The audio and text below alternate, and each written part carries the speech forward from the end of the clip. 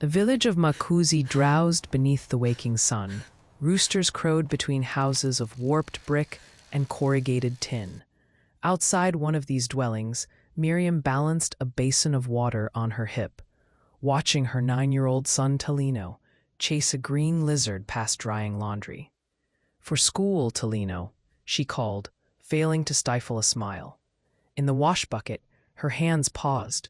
He scrambled upright, dust on his knees. "Can I have your old radio, Mama? Kalume says I need to bring something to show my class." Miriam's face darkened.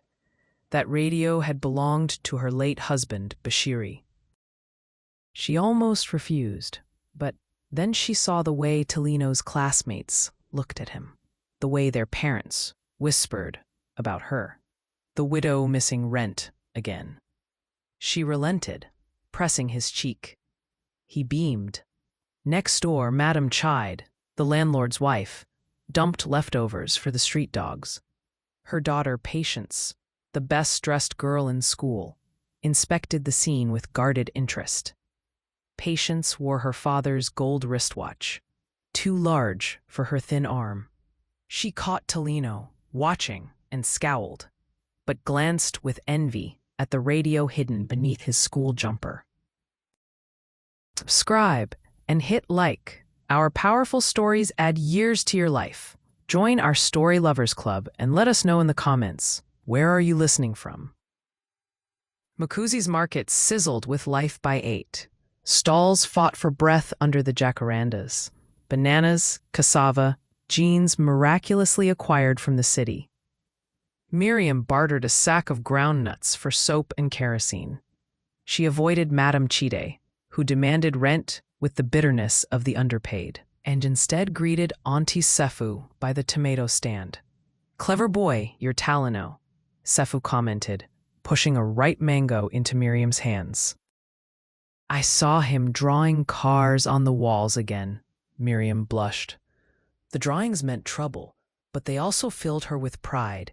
She sometimes wondered where Talino had learned those shapes, how the hunger for lines and curves could be stronger than speaking, stronger than shyness or fear. Back at school, Talino's radio drew a swarm of hands. Mr. Kalume, their creased old teacher, coaxed each child to present their special object. When Patience displayed her father's watch, she boasted about its trip to Parliament, the dinner with ministers. The class murmured. When Talino showed the battered radio, explaining how his father would listen to music and teach him how sound travels, even without wires, the room grew silent. Mr. Kalum's eyes rested longer than expected on Talino. "You know how to fix it if it breaks?" Talino shrugged. It had only ever half-worked. After class, Mr. Kalum stopped Miriam at the gate. "Your boy has hands like a mechanic," he said quietly. "I've a cousin in the city, runs a workshop." Madame Chide swept past, overhearing. "Honestly, better hope he doesn't steal like his father's people did." Her voice, meant to wound, left a raw ache that simmered beneath Miriam's skin. That evening, as a thunderstorm bullied the tin roofs, Talino lay drawing by candlelight. He sketched the radio's insides, imagining hidden circuits, secret sounds. In the next room, Miriam counted coins for rent, feeling the familiar press of fear. Patience, separated by one thin wall, wound her father's watch and dreamed of a life without neighbors. Outside, lightning flashed, illuminating a figure in the street, a stranger with a limp, asking quietly for shelter. Miriam hesitated at her doorway, wary of the man in the street. His clothes spoke of travel, dust caked his boots. His eyes, unblinking, were washed in anguish, but held the dignity of one unused to begging. "Forgive me," he said, voice cracking. "The rain caught me far from home." Talino peeked from behind his mother, wary and curious. The man's gaze softened. "A sharp boy," he remarked. "Is this your home?" Miriam nodded, measuring risk. She had seen all kinds pass through Makuzi. The village police were slow, but rumors moved fast. She handed the stranger a piece of dried fish and let him stay on the porch. By morning, the storm cleared. Miriam found the man quietly mending her leaking water barrel with bits of rubber and twine scavenged from her yard. It was a small miracle, and neighbors watched with suspicion as she thanked him. He gave his name as Joseph. He spoke little of his past, but Talino noticed his hands, not the hands of a laborer, but one familiar with the tools of repair. Joseph watched Talino sketch engines and radios, asking careful questions. At the market, word spread. Madame Chide, emboldened by gossip, accused Miriam of harboring a criminal. Auntie Sefu defended Miriam, claiming generosity ran deeper than suspicion. Yet, Patience, always curious, approached Joseph as he worked. "Why do you know so much about machines?" she demanded. Joseph smiled, his sadness flickering. "Not all learning is from books. My father was a mechanic." "Oh." "My mother wished me to be a teacher." Patience narrowed her eyes. "You do not look like a teacher." Yet she lingered, watching how easily he coaxed order from chaos. Meanwhile, Talino's drawings became intricate schematics. The broken radio lay in pieces, then reassembled, playing music not heard since Bashiri lived. Mr. Kalume visited, astonished. "Talino, how did you fix it?" Talino hesitated but admitted, "Joseph showed me how the wires work." Kalume was stunned. That man. Did I know him once? A flash of distant memory passed across his features, but he let the thought go. The next morning, tragedy struck. Miriam's rent was raised. Madame Chide bullied her in the doorway, waving notices threatening eviction. "You have 3 days," she spat, "or you leave." Miriam, jaw set, sent Talino to school and visited a friend in a nearby village, seeking desperate solutions. Joseph offered a small bundle of money, more than expected, from an itinerant stranger. She refused, but hope flickered. In Talino's class, a contest was announced. "The best machine design," Kalume explained, "will earn the scholarship and enough funds for your family's rent." Patience scoffed at Talino's chances, but Talino's eyes burned with defiance. That evening, Talino worked as Joseph watched quietly. Joseph corrected his hand when he wavered, teaching him precision. Patience, spying from the window, saw secret dignity in their work and wondered who Joseph truly was. But Miriam's struggle was not over. At the market, Madame Chide whispered, "They say Joseph once robbed a city estate. You take his help and your son will be cursed by thieves." Night descended. Talino, undaunted, delivered his design to Mr. Kalume. Joseph vanished into the dark, promising to return when the moon was new. Unseen, Patience tiptoed through Miriam's yard, clutching her father's watch, her heart pounding with a question she had not yet named. And in the silence, the radio played on, a signal calling out for justice, family, and a chance never given, only earned. The days merged into tension. Miriam scoured the market, gathering extra washing and mending for meager coins. The faces around her tightened. The rumor of Joseph's criminal past grew. even as her leaky water barrel remained miraculously functional. At school, Talino hovered between hope and dread. His machine design, a simple, hand-powered maize grinder, sketched with loving care and ghostly traces of Joseph's guidance, sat in Mr. Kalume's desk drawer. Patience eyed him with a mixture of jealousy and curiosity, suddenly quieter than usual. That evening, Madame Chide arrived with her husband, the landlord. He was a barrel-chested man with a fondness for whiskey and thundering threats, but his left arm hung awkwardly at his side. Talino, hiding behind the curtain, saw Madame Chide eye Miriam's meager possessions with cold calculation.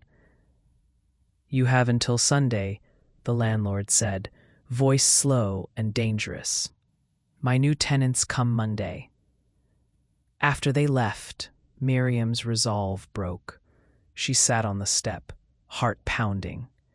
Patience approached from the shadows, her face unusually gentle. "My mother is wrong about you," Patience whispered. "But if you lose the contest, what will you do?" Miriam met her gaze, searching for pretense, and saw only a flicker of the child behind the swagger. "Whatever I must, my son will not sleep on the road." Patience hesitated, then pressed something into her palm, a delicate hairpin, real silver, unmistakably valuable. "For emergencies. My father cannot count his debts, anyway." The gift was both a kindness and a warning. Poverty did not erase dignity, but it sometimes required strange alliances. The scholarship contest drew near. The school hall vibrated with tension as students presented their inventions. Patience displayed a solar-powered lamp, gleaming, expensive parts ordered from the city via her father's connections. Talino trembled, doubting his grinder could compete, though his design was clever. Underneath the table, Patience nudged her foot in nervous solidarity. Mr. Kalume, presiding, spoke to the gathering. "Originality is honored, but family, resilience, and hope are worth more than gold." As the judges deliberated, chaos erupted. A missing purse, accusations, tears. Madame Chide's shrill voice blamed Talino instantly. "He saw me pay the school fee. He was near my bag." And the crowd swelled with murmurs. Talino's face collapsed. Miriam, struck by panic, begged for calm. Amid the confusion, Joseph reappeared at the door, limping, eyes grave. "If you wish to find the truth," he said quietly, "empty every child's pockets, including Patience's." Patience paled but nodded bravely. When her pockets were turned out, the missing purse fell. Faces turned. Madame Chide gasped, the room's mood upending in a heartbeat. Patience, trembling, stared at her own hands. I did not take it," she managed. "I only wanted to help Miriam. My mother left her purse in my room. She would have blamed her anyway." A hush overtook the crowd. The moral lines were blurring, the children clearer in their motives than the adults. The judges, seeing the truth, ruled for Talino's maize grinder. "A machine for everyone," they declared. "Born from need, made with love." Cheers rose, but only Miriam and Joseph saw how Talino, sobbing, clung to Patience. Outside, the sun set red. Joseph handed Miriam a small envelope. "For what you've lost," he murmured. She finally looked inside. New bills, the precise sum of her overdue rent. Her voice shook. "Why are you doing this? Who are you?" Joseph's face hardened in the dusk. He turned to go, but paused. "There are debts no money erases," he said, and some families are bound by more than blood. As he vanished into night again, patience clung to Talino, and the lines of kinship, suspicion, and grace tangled tighter than before. Sunday dawned sharp and tense. Miriam carried hope and guilt, clutching both the contest's reward and Joseph's mysterious gift. The landlord's shadow loomed. The money would stave him off, but not the worry burrowed in her chest. Patience avoided her mother's gaze. In the house, Madame Chide raged. "You shame us before Makuzi." Befriending those people, letting their thief take the prize. Her words bruised, but could not penetrate the resolve that now stiffened in Patience's spine. Talino woke early, returning to his drawings. His fingers moved with new confidence, but his thoughts swirled. Joseph's lessons had awakened more than mechanical skill. They unearthed a longing to know the truth. Why did the stranger know so much? Why did everyone seem afraid of him? That afternoon, a new crisis, a small parcel, wrapped in brown paper, arrived. Miriam, wary, opened it with Talino watching. Inside, a stack of legal documents, a photograph of Bashiri, Talino's father, with another man, Joseph. The resemblance, once hidden, now screamed from their eyes and jaws. A letter was unsigned, but just as she began to read, the landlord stormed onto her porch, his anger barely contained. "I know you have money, but I want double next month, or I call the police on your thief friend," he barked. Miriam, nearly crushed beneath fear, gathered her courage. She straightened, facing him with a calm she did not feel. "You have no right. My bills are paid. Threaten me again, and I'll tell Makuzi what I know of your gambling." The words startled even her. The landlord hesitated. The threat was not empty. As he retreated, Talino thumbed through the photograph. "Mama, is that Joseph? With Papa?" Miriam's answer was heavy with memory. "Long ago, before you, Bashiri and Joseph were like brothers. Joseph saved him in the city riots. But then, something happened. They were blamed for a theft, the kind that ruins whole families." Patience, eavesdropping in the doorway, felt a secret twist in her chest.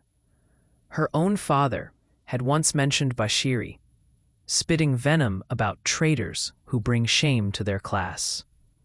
The pieces shifted uneasily in her mind.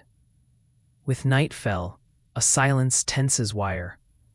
Joseph returned, as promised. On the new moon, Talino waited for him in the yard, holding the photo, heart pounding. "Did you really know my father?" Talino asked. Joseph knelt beside him, the night lantern glow deepening his scars. "More than you'll ever know. Everything I've done for you, for your mother, is because I could not save Bashiri when it mattered." He drew a long breath. "I was the thief that night. Your father hid me, lost everything. I chose survival over truth." His voice wavered, years of grief breaking in his confession. "Helping you, it won't absolve me. Only you can choose what that means." Talino, shocked and shaking, said nothing. But beside him, hidden in the shadows, Patience listened, and something inside her, too, trembled and changed. Morning would bring the landlord's reckoning, the unraveling of secrets, and a confrontation none could now avoid. Dawn arrived heavy with expectation. Miriam barely slept, haunted by old betrayals and the new choices Joseph had forced upon them all. She paced, clutching the photograph and Joseph's confession, as if they were both shield and weapon. Talino, changed by knowledge, saw Joseph not simply as savior or teacher, but as a man marked by both guilt and love. He worked silently at the kitchen table, fixing the stubborn radio again, his hands steady as his mind fit new truths together. Meanwhile, Patience, racked by what she'd overheard, searched her home and her memories. She found a shoebox filled with old receipts, hidden IOUs, and a single fading photograph. Her father and the landlord, with Bashiri and Joseph in the background, smiling at some forgotten wedding feast. Patience's world tilted. The knots of resentment and envy unraveled, replaced by a growing sense of complicity. By midday, as Makuzi's heat rose, news of Joseph's confession began to spread, at first as rumor, then accusation. Madam Chide, desperate to regain standing, spun the old story with new venom. The thief has corrupted them all. Their boy wins with help from criminals. This time, the market was divided. Auntie Sefu and the tomato sellers, emboldened by Talino's invention and Miriam's dignity, formed a cordon of support. Others, led by the landlord and Madam Chide, threatened to call police, rallying the frightened and the ambitious. As the crisis crescendoed, a figure appeared, unexpected, clean-cut in city clothes, carrying a briefcase and an air of careful authority. He was introduced as Mr. Kadogo, the regional education officer, and his arrival stopped the clamor. "I have come to see this invention and to meet its creator," said Mr. Kadogo. "We hear you have changed many lives in this place." He listened, eyes sharp, as Talino explained the maize grinder's workings. When questions came about Joseph, Kadogo did not shy away. "My brother," he stated quietly, "was once accused as Joseph was. Sometimes justice comes late, but it comes." He turned on the landlord and Madam Chide. "I have reviewed the property records and complaints, but I also found evidence of fraudulent rents and funds taken from the village development account." The landlord's face blanched. Madam Chide's voice shrank to furious whispers. "It would seem," Kadogo held up a file, "the ones shaming others have their own debts to settle." The crowd, now buzzing with new revelations, shifted its judgment. Joseph, called to speak, faced the crowd. "I did what I should not have. Bashiri protected me. All I can do now is help undo that harm." It was Patience, holding her box of discoveries, who stepped forward next. "Our parents' secrets have hurt us all," she said, eyes meeting both Talino's and her own father's. "But if we keep blaming each other, nobody moves forward. Talino helped me when my father would not. We're more family than enemies." Miriam, taking Talino's hand, added quietly, "We must choose the next step, not just tell old stories."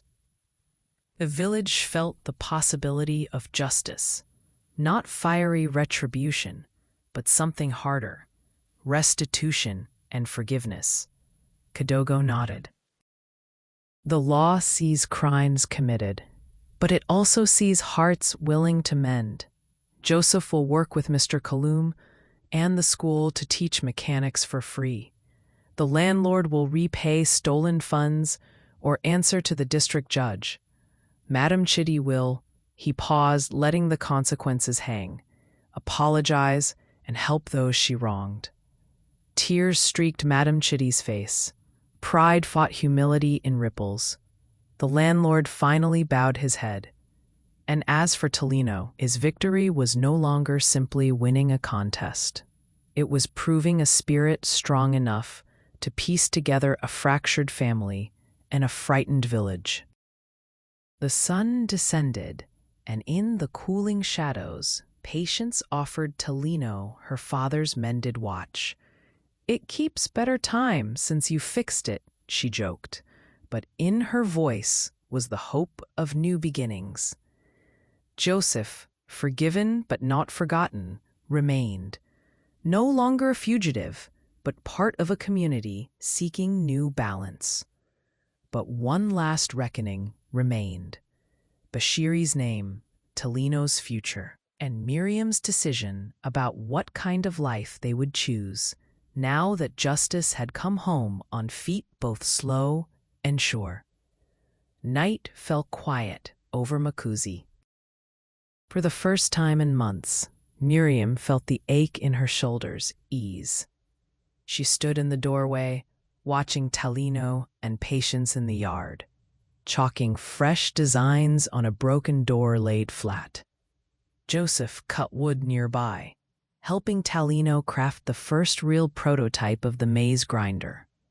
The landlord's house was quiet. With his fraud exposed, he had begun to make amends, paying what he owed, working in the fields beside those he once threatened. Madame Chide, subdued, stopped Miriam at the well with a quiet apology and a basket of guavas. Humility, learned sharply, was now her lesson. Mr. Kalume and Mr. Kadogo visited often. Kalume found purpose again in mentoring both Talino and Joseph, transforming the school's shed into a small workshop where children from every corner of Makuzi learned to twist wire, mend radios, and build tools for their families. Gone were the suspicions, replaced by laughter, the clang of hammers, and bursts of music from the ever-fixed radio. One evening, Joseph sat with Miriam. His hands, once fidgeting with nerves and regret, were calm. "Your kindness saved me," he said softly. "If there is work here, I will stay. I cannot erase the past, but I can help build something better." Miriam smiled, years of grief lifting. "Stay.